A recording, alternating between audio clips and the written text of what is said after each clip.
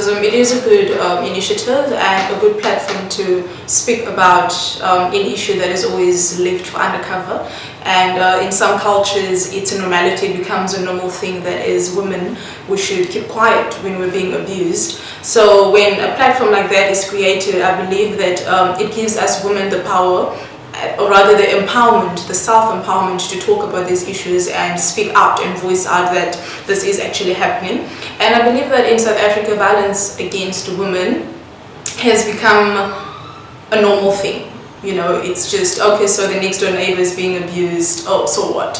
However, it's a problem because as a community worker, I see it with the children that we work with, that the behaviors and the personalities, or rather the environment that they face at home and the environments that they live in at home, is the same habits and the same personalities that they bring with when they come to school. So violence against women and children in South Africa is really affecting society on a big scale, because you would find that a 9-year-old is disturbing a 45-year-old. You know, a 9-year-old doesn't fear hurting a 45-year-old woman. Whereas back in the days, things weren't like that. You know, children had respect for their mothers. But now, because violence has become a normal thing, it's also just another thing of, okay, so if my dad can do it, if my brother can do it, I will also, you know, just do it and I'll get away with it.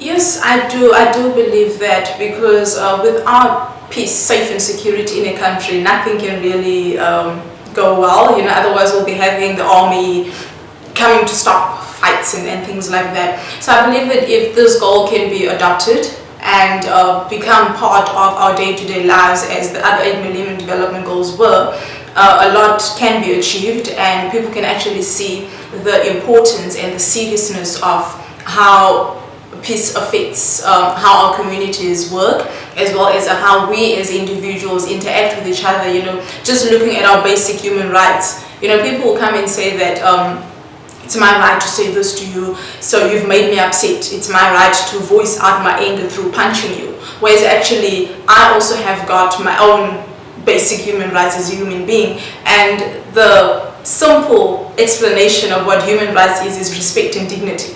So if we can have these new sustainable development goals and adopt specifically the peace, safety and security, as well as the gender empowerment, become one of them, I believe that a lot can be done, a lot can be achieved, and respect and dignity can become a lifestyle that we as citizens of the nation of South Africa can live by.